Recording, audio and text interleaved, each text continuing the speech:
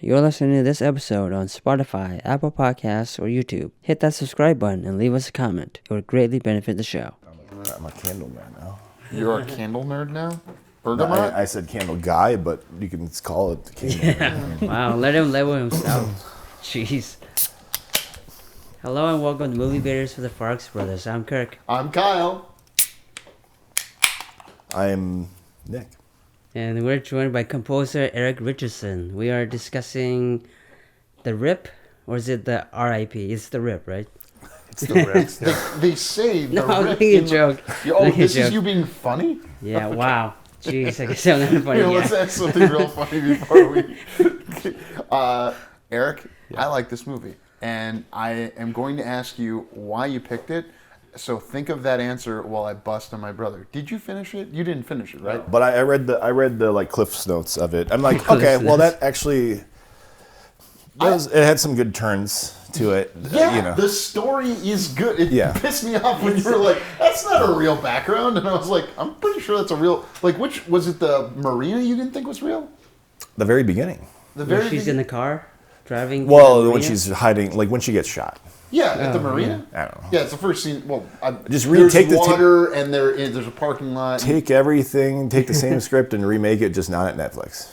Yeah, well, that's all. something I think that'll come up a lot through Yeah. this. Eric, what motivated you to pick the rip? When you guys asked me to come on, you said pick a movie, any movie. I panicked. I had no idea what to pick, and it had just come out, and we just watched it. You and your fiance, Yeah, the color Fonse. Fonse? Yeah, Why do you call her Fonse. Fonse? I don't know. She said it once, and it just kind of I'm stuck. Fonse. She's not fancy. Well, she's fancy because she's with you, Eric. Well, thank you. Yes, she fancies you, which is a form of fancy.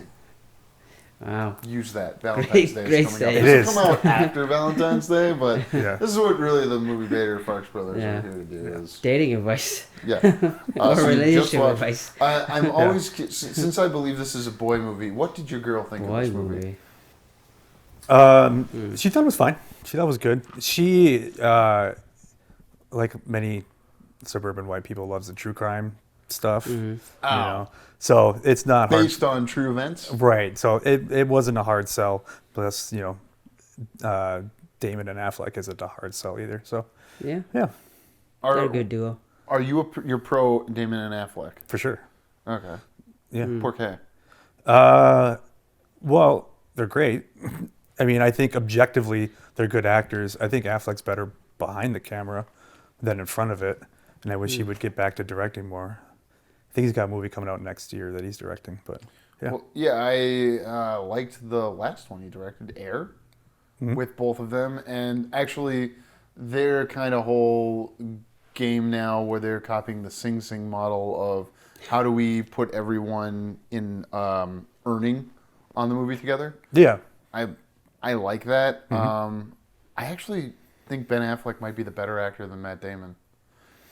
Wow, you would think so? Yeah, and here's why. And I think you can see it even in a movie like this. Like, Damon does the good work of being, like, the solid middle.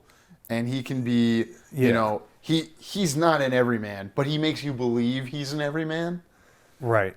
Whereas Affleck can be an asshole. He can be the everyman, even though, again, he's not. No one who's playing an everyman in a Hollywood movie is an everyman. And he can also play, like, interesting, weird characters who make fun of themselves. Like his character in Air. Yeah. His character in this is an ass. But, like, not just a full ass. He's got, like, this complex... He's got a nuance with his relationships as to not give anything away. Yeah. Yeah, I agree. I think he's a better character You actor. disagree.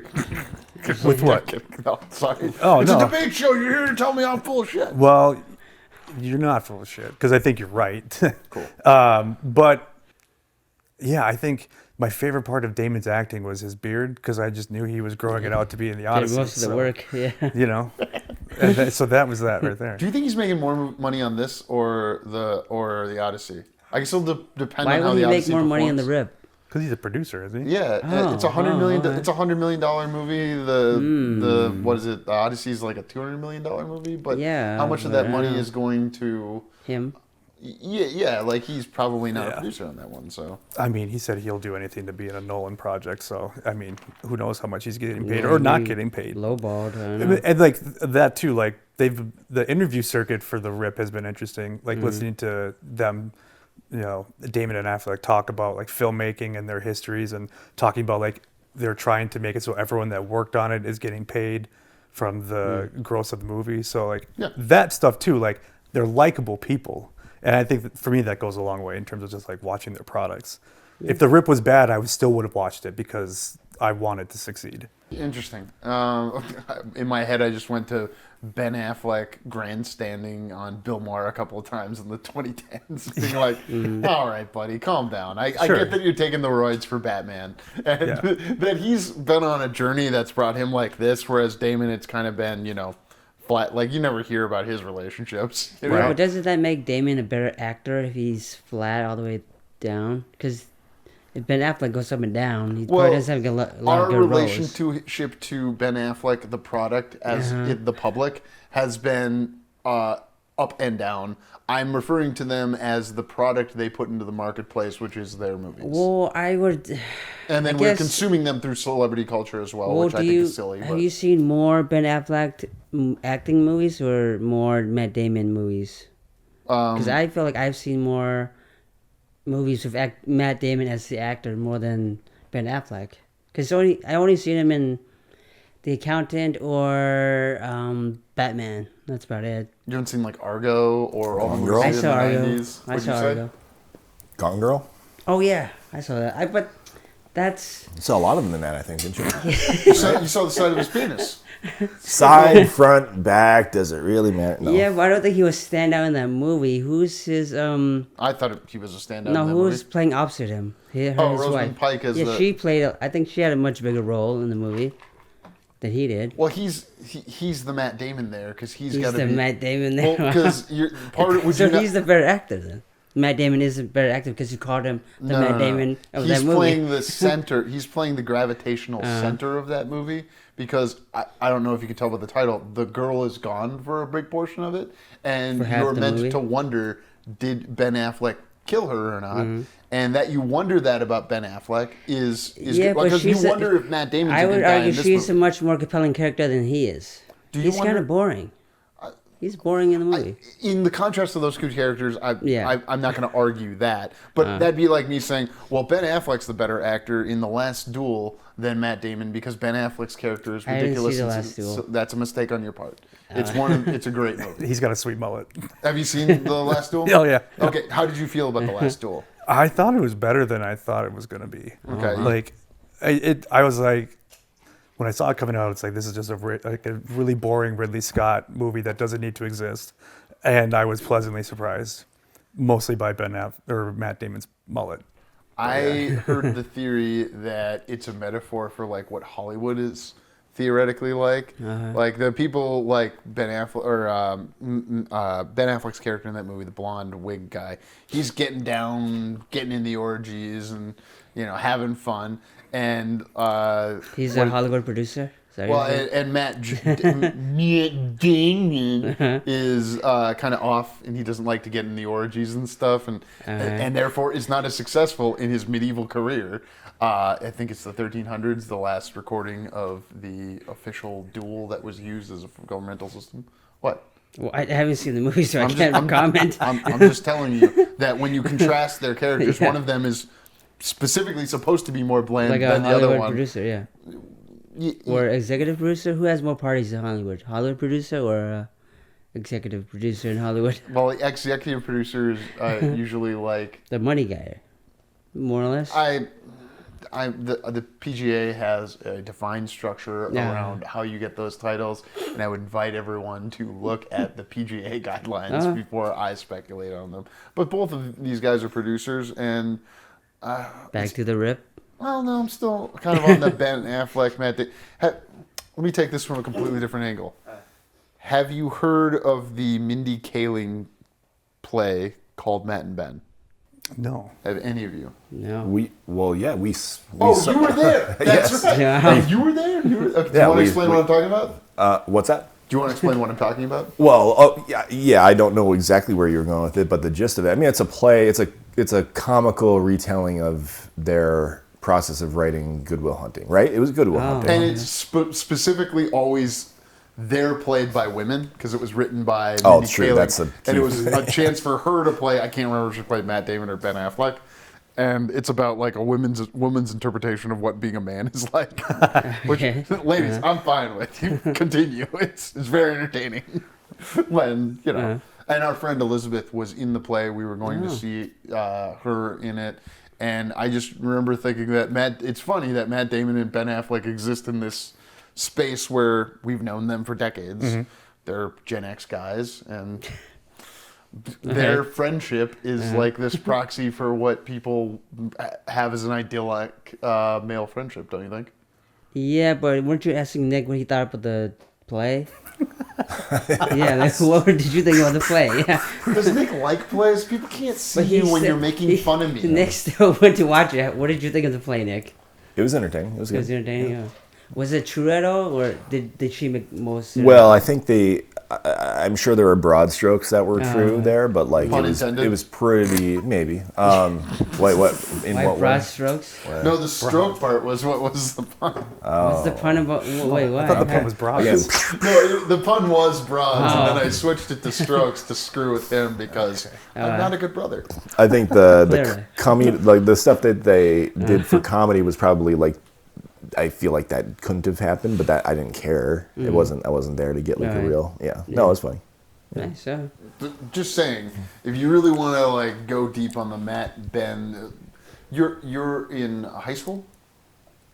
What? No, he's not in high school. No, you're a special education person. I would almost recommend it for like. You want to rephrase that? Well, you're a high You ask school everyone educator. that? Yeah. I'm saying if there were, and he talked about doing a drum line as part of his high school education. That hasn't happened yet. You will find that out in the interview. I'm a time traveler, okay? I know. My point is just that I would say it would be a good exercise for. I was in high school and in plays. If that had been a play that had come up to me, I would be like, oh wow, I want to read this. And yeah. Well, let me ask the important question. Did you get any chicks while you were in theater, Kyle? Yeah. Wow. Oh, should have done that a lot Definitely. more. Yeah. You should have. Yeah. Totally done. But yeah, if that came across my table or play like that, yeah, I'd probably be interested in it. Do you know who Scott Adkins is? Oh yeah. Okay. Did it bother you that they didn't really use him in this movie?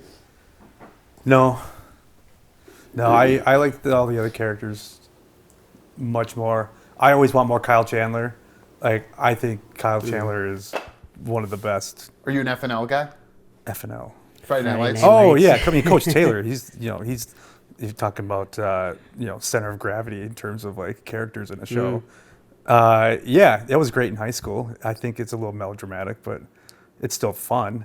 But Kyle Chandler, like, I think he's one of the best like side character actors like out there. I think he's fantastic. Yeah, because Scorsese likes to use him. You see him pop up with like Wolf of Wall Street. Wolf of Wall Street. Didn't he show up in another Scorsese movie? Probably. Trying to think. And now he's going to be a Lantern. So yeah, I namesake Kyle Chandler. Love him. You didn't watch all Friday Night Lights? Yeah, I watched it all the way through. Okay. I got to Michael B. Jordan. Yeah. Wait. Yeah. Season 4. Yeah, 4 and 5, I think. Yeah. Season 4 and 5. Michael B. Jordan is in Friday Night Lights. Friday Night Lights. He's in The Wire. Just saying. I didn't watch it because I only seen the movie, and it doesn't go off based off the movie at all, right? No, the movie takes place in the 80s, and the show takes place in 2000s to 2010. I think I've seen one season of it. Friday Night Lights. Well, other great character actor in there. Landry. Who plays Landry? What's his name? Fat Damon. What's his name? Yeah. Really? Jesse Plemons? Jesse Plemons. Yeah. Which best meme coming from the Super Bowl was him from Civil War. Have you seen Civil War? Oh yeah, with the red glasses. Which kind of American are you? Yeah. Which halftime show did you watch? He's holding the gun. You better watch the right halftime show. Yeah. Do you know I saw a picture of Jesse Plemons the other day, and I thought it was Matt Damon. Well, Probably. he's not fat anymore. He's pretty skinny. That's what. He's slimmed up. Yeah. He fluctuates because he clearly will be normal. Like Channing Tatum does this, and who else have we seen? Leonardo DiCaprio do this like in between movies. It's like, no, fuck you. I'm going to 190 pounds. Like Yeah, but Jonah Hill's got real skinny now too. That's crazy. I think that's great, and that's like imagine having to be Ben Affleck and Matt Damon and keep a specific type of shape your whole life, and or take a bunch of roids so you can play CrossFit Batman. I take it you didn't like his CrossFit Batman. No, I thought his CrossFit Batman was. He has the best action scene as a Batman. Yeah. Yes, he does. Which scene are we talking about? The warehouse scene. The warehouse scene. Yeah. Okay. Yeah, that's great. 100%. Yeah. So I don't think there's that many other action scenes that he has, unfortunately. Except the part where he's in the car shooting at the bad guys. There's a bunch of fights, and it's kind of funny because it's like, oh well, what's Batman gonna do since he has all. I feel like that breaks movie his was rule. written around that warehouse scene, which is fine because that scene is great. He's better than the movie is. Like he deserves a better Batman movie. Do you think he could have directed a good Batman movie? 100%. If what the rumors were true when they were making that he wanted to do Deathstroke. Yeah. After playing the Arkham games, I don't know if you guys. I played it. That's yeah, right. like he wanted to take it in that kind of direction. That would have been fantastic. So. Yeah, if he could have brought his Gone Baby Gone energy to something like that. Have you seen Gone Baby Gone? Yeah, that or the town, like he's a great director. He said he wanted to make it like a shark movie, where Deathstroke was stalking Batman like a shark. I said that about Halloween Kills when we were coming out of it. Like that was like a shark movie. Michael Myers was like a shark, and I'm pretty sure I stole it from what Affleck was saying about. That's what. Hey, I sound smart because that movie never came out. Sorry. Yeah, there you go. Couldn't take the roids or Jennifer Garner. Who knows? Like Or Lopez. Hey, Either what? or. Jennifer Lopez. Yeah, Jennifer Lopez. Oh yeah, I forget about J-Lo twice. I feel sorrier for Jennifer Garner, and I'm not afraid to say it. Because she went to, didn't she go to MIT? She has an engineering degree. Like she and Ben Affleck are both like very smart people. Like he went to Harvard. I'm sorry, he's smart enough to. We know people that go to Harvard. It's not that they're You dumb. know people that go to Harvard. I know you know people that went to Harvard. Do I? Yeah, I'm not going to say who they are right now because they would be mad at me. But Wouldn't they be proud of that? I would tell everyone. Kyle's not that kind of guy. yeah, they're annoyed actually about how many times. Well, you went to Harvard. Like, what Harvard did you go to? Like, I've worn out my welcome on pointing out this person went to Harvard. But why do you feel bad for her because she went to MIT and not Harvard? Well, like she could be just a beautiful, six-figure suburban. She is a beautiful six-figure person. She's probably, but because 8 figures, if I had to imagine. Capital One. It's a shit ton of money. Yeah, but like I'm gonna feel bad for Jennifer because Garner. of messy Ben Affleck coming and doing his J-Lo like, oh, flavor keys, like you got flavor keys on you, yeah, screwed up her life. That's what I'm saying. sure she's crying about losing Ben Affleck. I believe it was the roids. I'm glad he's getting his career on track. Like first he figured out, hey, I'm a better director. Now he's figured out, maybe I'm good at producing movies. Because I went into this movie expecting it to be of a certain level. Because... Are we back to the Rip? Yeah, we are definitely back to it. Yeah. I didn't know which movie, Ben Affleck movie we were talking about. Well, what level was The Rip? I didn't think it was that good of a movie. I don't think it's their best. I don't even know. Did you like it better than Air? It's two very different movies. I'm aware. Well, yeah, and why that's like why would you compare Air to? Because it's coming through artist equity. It's their company that they're very much trying to do something outside the studio system. Yeah, but one is like a biopic, isn't it? They produce. Go ahead. Yeah, I mean. And Joe Carnahan came to Carnahan. How you say it? Carnahan, yeah. He came to them with this, and me loving Cop Shop, which I realized after I watched this movie. Did you see Cop Shop? No, I want to see that one in Narcs, so. Oh, Narcs. I love Ray Liotta. He ate Chinese food throughout that movie to appear puffier. And there's one shot they did from a shopping cart. I watched that movie over 20 years ago and just remember from the special. I was thinking about it because I was looking at the IMDb. Yeah. You know, 18. I mean, I saw when it came out when I was working at the theater, but no. Yeah. His first two movies, what was it? Smoking Aces, which is awesome. I like. And then there's one more. I can't remember off the top of my head, but yeah. So what I don't like about Smoking Aces, and I've thought about this a lot. No, I thought about this. It's a debate show. We're not debating on the movie. We're debating movie-related topics. This is related to the movie. Because like also Ray Liotta. Yeah. Is Ray Liotta in that one? Yeah. I haven't seen Smoking Aces. I've stopped myself from buying it a couple of times because I keep reminding myself of this simple thing. Is that movie was one of these like Quentin Tarantino wannabe movies. Like, does it have style? Yes. But you put Nick on that movie and he's going to tell you, he's going to rip the plot 7 Ways from Sunday. I haven't seen it in 15 years. I'm certain that's true. It's kind of like Lucky Number 11. Like, did you like Lucky Number 11? Yeah, I did. That's a I great did. movie. It's not as good. I watched it like a year ago. It's not. It doesn't hold up as well. Which one? Smoking Aces or Lucky? Lucky Number 11, but that's because I had higher expectations for it. Like, Smoking Aces is a guilty pleasure watch now, and it was a guilty pleasure watch back then. Like, I know what I'm getting into when I start Smoking Aces. What makes you? Why do you feel it's a guilty pleasure? I have a theory, but I want to hear yours. Because it's objectively ridiculous. They know it's ridiculous. It's like what good satire is. Like, it's got to be somewhat good to be, poking fun at itself. Like, it's ridiculous on purpose. What is it satirizing? Quentin Tarantino. I don't. This kind of ridiculous movie that's an action movie, but also everyone's double crossing each other. I don't know if the satire was purposeful or not, but Did he direct that one? I can't remember off the top of my head. I think Carnahan did, right? Okay. I thought he did too. Yeah. And then the next one he directs after that is 18. I think, because it's like 2 or 3 years apart. Yeah, they're very close together. And then he writes The Gray. I like that. The Gray came in between the two. He wrote. I think he directed The Gray too. Yeah. Where do you think Liam Neeson dies at the end? 100%. Whoa, yeah, you think so? I don't think. Oh, no, yeah. No way. Do you think he dies at the end? I never saw The Gray. It's okay. So imagine a shark movie, but it's wolves. Okay. It's kind of like when Primate was a monkey. I mean, it was an ape, but yeah. I mean, I saw from the trailer. I didn't see the movie, but what happened? How does the end? How does the Gray end? He just gets surrounded. The trailer is the end of the movie. Like, they run at each other, and the movie ends. So like, you've seen the whole movie.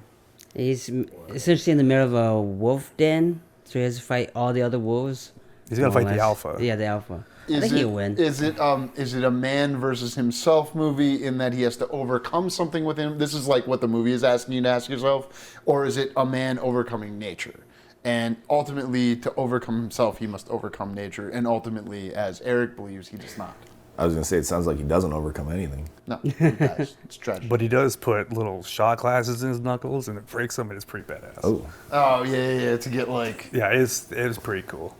See, there's always cool stuff in his movies, but like Cop Shop to me is where it kind of like... And it was also 2021. So like, I was starved for movies, but I also like that kind of movie. Like, you like an R-rated action movie, if I had to guess. Is that fair? Yeah, for sure. You're not an R-rated. He's not an R-rated action movie guy. This guy is. That guy's not. What's an R-rated action movie? What are you talking? Well, you're not like Smoking Aces. Did you watch that? No. But Lucky Number 11.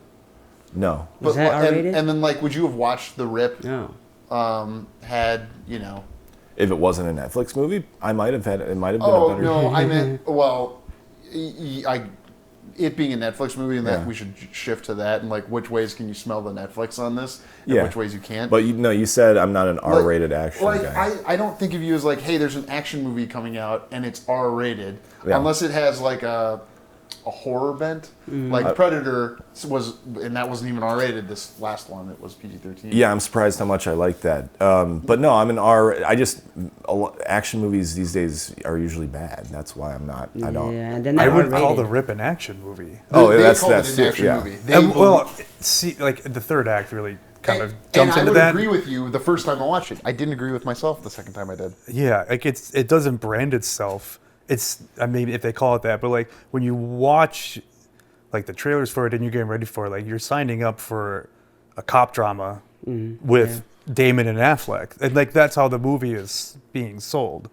The fact that the third act is the third act is another thing entirely. Like, is this movie closer to Street Kings, or is it closer to King Kong has nothing up? What's the Training Day? Training Day. Yeah, like I think of like see, Training Day is an R-rated cop movie that has like prestige, and then there's like Street Kings that's down and dirty and it's fun and it's a cop drama, but there's enough action and like. I'm gonna say neither. I don't think it's anything like Training Day or. It wants Street to be Kings. Training Day. Yeah, it wants to be serious. So, are you saying that because the Academy Award nominated actors in this movie? No, I'm saying it because the Street script, Kings. the script and everything too.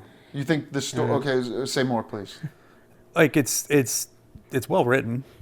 Like it's Netflix is all over it too. So like that, like I feel like you say, like it's good for a Netflix movie, and like that little star, that little caveat right there changes everything. How do you mean it's good for, like, Netflix is all over it? What do you mean?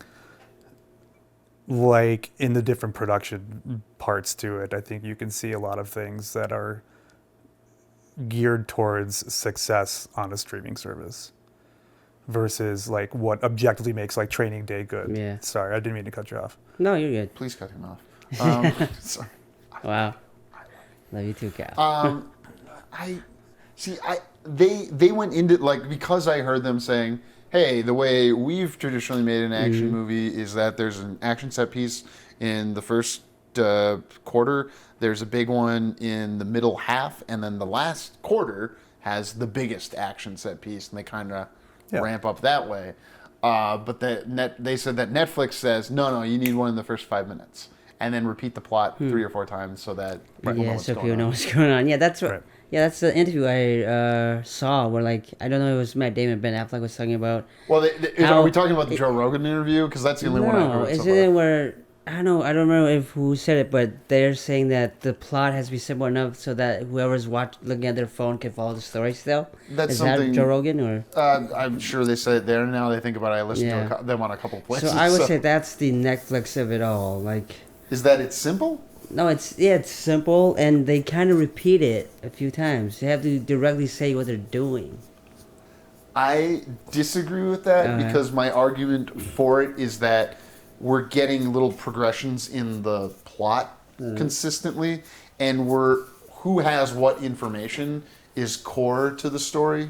Wouldn't you say? It's about how they that's all true in any movie, but like how they communicate it though. Other movies are allowed to communicate it in other ways where, like, right off the bat in this movie, and like she's on the phone and she's like, she's pretty much just explaining, you know what I mean? Like, you still have the progression and the plot turns, but you don't narrate them in most movies until Netflix. The reliance on exposition is kind of one of those things that stands out to me a lot. As a Netflix movie. Yeah. Is that they state what's going on so that you understand it. Yeah. And I was looking for that the second time. Maybe it's just because I knew it was coming. I didn't see it as much the second time. But my argument would still be that it's... how can I argue it's not expository? Because that phone call didn't bother me, and I was looking for it the second time. And I guess my question is, what information does she give that you found to be too expository and not natural dialogue? I already forgot it. I thought of a limited set of information. What was expository to either? Well, I can't say without spoiling the movie. Oh, yeah. So should we hop into spoilers? I would like to just hit the Netflix thing for a bit. All right. Is there like did we already hit your like you didn't like the way it was shot? No. I thought the camera work looked better, like camera image quality. Like Netflix's thing for a while has just been like, it's got to be a 4K. It's got to be a 4K camera, and you know there's more to it than that. So like that ruled out like all the Alexa cameras for a while which are like the best, almost objectively the best looking digital cinema cameras that are out there. But you couldn't use them because they weren't 4K. Now I think it's changed a little bit because Alexa has like put out 4K cameras now. It's a whole thing why they didn't do it before. But wait, what is that thing? Because I isn't guess, that an old Blackmagic I'm playing at right now? it is. Yeah, it's That's 4K. No, it's 2.5K max. Oh, okay. That's a 10-year-old, 15-year-old camera. It's 13, 14 years old. Okay. Yeah. So 2.5K, and like, but Netflix has only had the ability to like make these requirements for like the past decade. So weren't there 4K cameras 10 years ago? Yeah, but that's the thing. Like, Red would do 4K, but like Red, if you go back and look at like original Red, it looks like crap. Like it's 4K, but like so what? There's like dynamic range and color science and all that stuff. So, where was I? Well, you were talking about how Netflix makes things more. Oh, Alexa came out with 4K camera. Oh, Yeah. You asked me the thing about why. I mean, the sensor sizes are meant to be like the size of 35 millimeter film, right? And like cramming more pixels onto the same size of a chip makes the pixels smaller, and they don't gather as much information, as much light or anything like that. So you're better off with bigger pixels than more of them. So that's why they resisted for many, many years to bring a camera that was 4K. But their stuff still looked the best of anything even before they got to 4K. So that's all. Fair enough. What is a Netflixification to you, Eric, that was other than the expository dialogue? I mean, I was thinking about this, and I was trying to think of like a Netflix original movies that I actually like and I think are good, and it took me a while. Yeah. And I can't even remember what I saw from the list that I liked.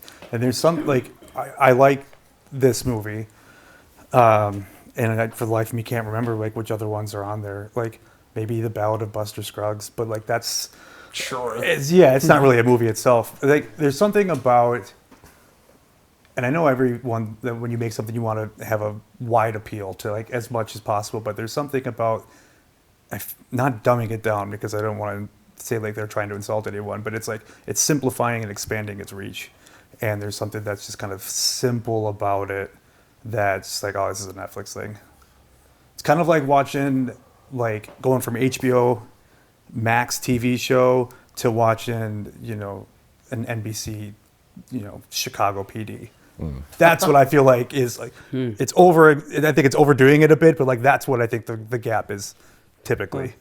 Okay. Yeah, I mean, I like that metaphor a lot.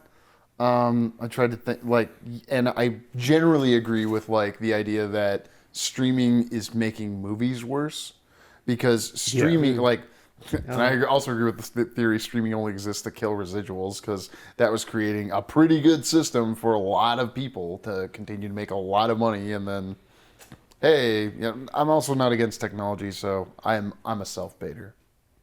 Yeah, I can tell. I bait myself. Yeah. Do it too often, though. Just enough for the heart. I like this movie, too, and I think I would have liked it in a theater. And I think Really? You think so? Yeah, and I think the biggest thing that I noticed, and if you want to end on this, we can, is that when I watched it on my laptop the first time, I was just watching it because it was the new thing, and then was like, oh, well, I've got to watch this for the show. So I watched it, and for a second time, I know what's going to happen, and I watched it on my bigger TV than just my laptop, and was like, this looks better, and maybe it's just that dumb. But like, had I gone to a theater and like sat down for the 2 hours that this movie, and it's actually less than, it's real solid, and I'm the whole time I'm playing the game of who's the bad cop, Yeah, I think a theater would enhance the viewing experience of this movie, especially the middle part, the second act, because it's weird that like the cul-de-sac is kind of claustrophobic. Yes. The house is kind of claustrophobic. Seeing that inside of a dark theater, I think would make it just that much more engrossing. With the light thing specifically, because you're supposed to feel like fear when the right thing happens. Yeah. Kind of like it's like The Purge. Have you seen the first Purge? Oh yeah. And how making suburbia feel scary. Like I like that Breaking Bad does it. Yeah, quiet suburbia is terrifying. Do you have surround sound at home? No. I noticed that this has a good use of surround sound, so that's also why I'm more like adamant of, oh, this is an action movie. It sucks that an action movie is premiering on Netflix a lot, even though I liked it. So want to end on that? Yeah, let's end there, and we'll catch you guys on our spoilers. Bye-bye. Thank you for listening. For more Check Your Productions, find us on Instagram at JK Productions Team and on Facebook, JK Productions MN.